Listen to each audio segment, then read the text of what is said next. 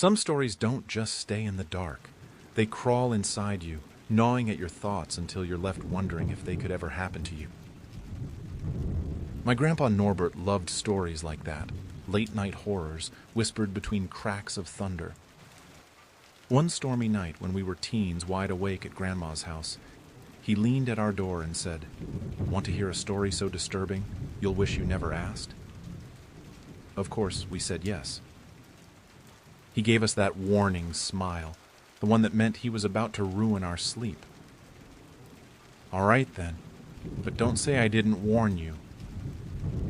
So, settle in. Don't turn the lights too low. This one's about a cab driver. But not the kind you wave down for a ride. The kind you pray you'll never meet.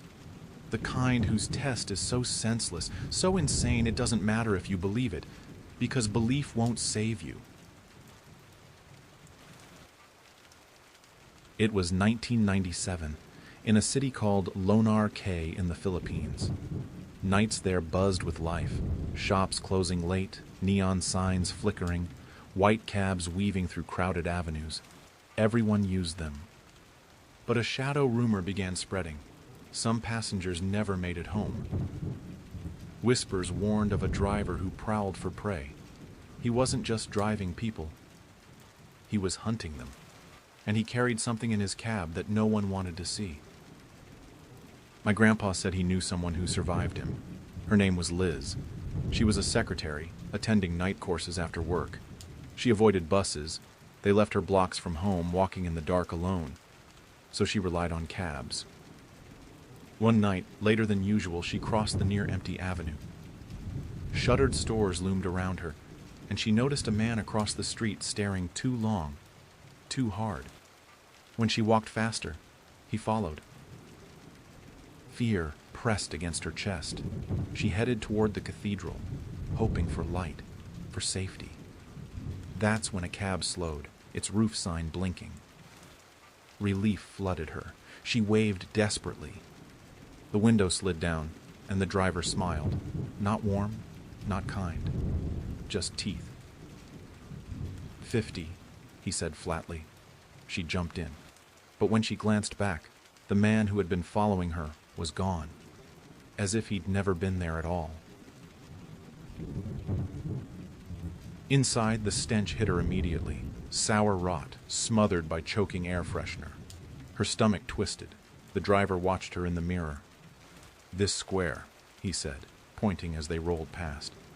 "After midnight, I sit there, watch the drunkards, the cops, the whores, the desperate. They don't know I'm the only true spectator. And you..." His grin stretched wider. "I've seen you before. Always standing on that corner. Always waiting. I knew one night you'd get in." Her prayers spilled silently from her lips. Then the cab veered into a narrow street she didn't recognize. "Why are you going this way?" she asked, voice tight. His reply was calm, too calm. "Because tonight I decide where you go. Tonight I decide if you live." Her pulse pounded. That's when she noticed it.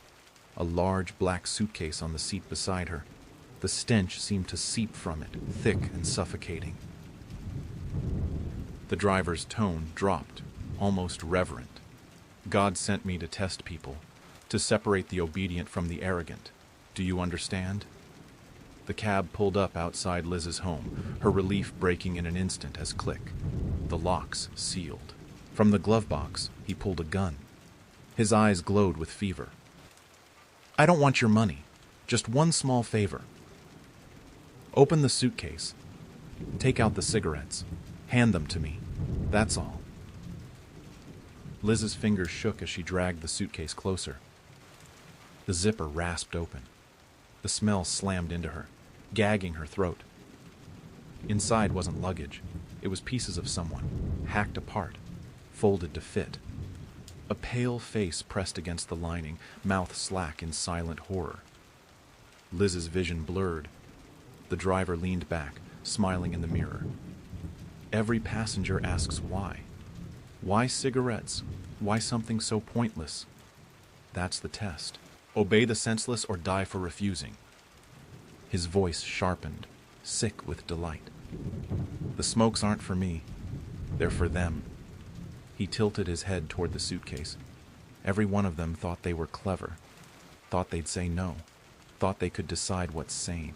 But in my cab, sanity means nothing. My rule is everything. Hand me the cigarettes and you live. Refuse, and you'll join the collection. His laugh was jagged, like a child's giggle echoing from a coffin. Liz's scream stuck in her throat. She snatched the cigarettes, hurled them at his head, and clawed the door handle. The locks clicked open.